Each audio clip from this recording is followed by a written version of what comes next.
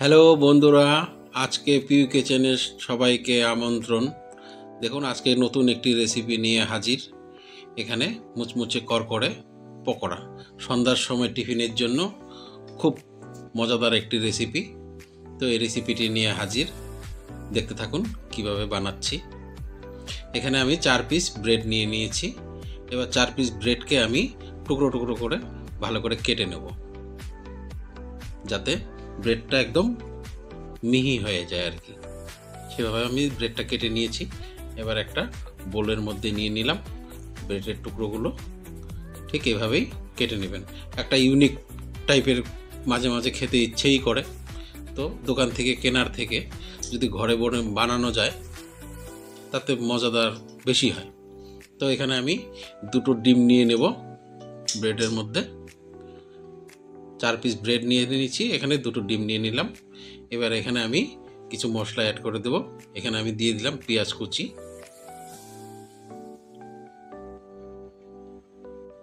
তারপর এখানে স্বাদ অনুসারে কাঁচা লঙ্কা কেটে নেবেন। আমি এখানে আমার স্বাদ মতো দিয়ে দিয়েছি। এখানে স্বাদ অনুসারে লবণটাও দিয়ে নেবেন। তারপরে এখানে কিছু লঙ্কার গুঁড়ো, শুকনো লঙ্কার গুঁড়ো, ওটা দিয়ে দিলাম।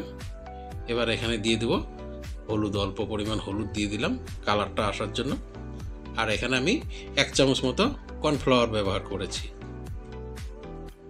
এবার এটাকে আমি ভালো করে ম্যারিনেট করে নেব, যাতে একদম মানে এর যে আস্তে আস্তে টুকরোগুলো আছে সেগুলো যাতে ভালোভাবে মিশে যায় আর কি।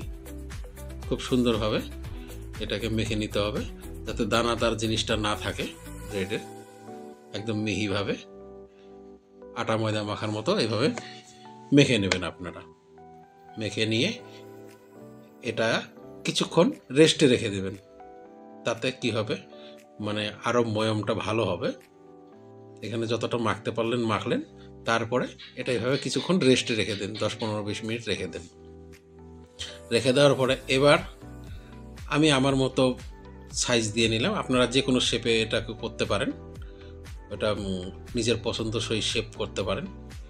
এভাবে লিচি কেটে নেবেন। এটা মানে এই সাইজটা আমার ভালো লাগে, তাই এই সাইজটাতে আমি করে নিলাম। আপনার যেরকমটা পছন্দ সেরকমটা করে নিতে পারেন। চলুন এবার ভেজে নেওয়া যাক। এখানে আমি কড়াই বসিয়ে দিয়েছি।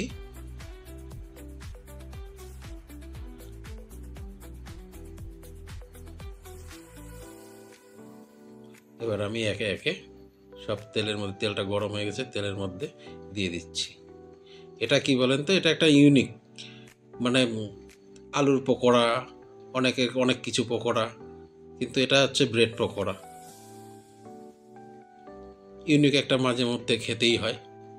তো দোকানে কেনার থেকে যদি ঘরে বানানো হয়, তাতে মানে বাইরের নোংরা তেল অনেক কিছু মেশানো থাকে, আর ঘরে স্বচ্ছন্দভাবে একটা পরিষ্কার পরিচ্ছন্নভাবে খাওয়া হয় সবাই মিলে আড্ডা দিয়ে।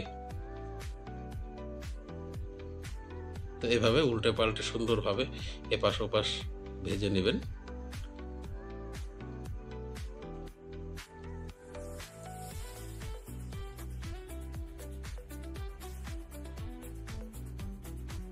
এটা বেশি মানে লাল করা যাবে না। একটু যখনই কালারটা চেঞ্জ হয়ে আসবে, তাতেই বোঝা যাবে আমার পকোড়াটা হয়ে গেছে।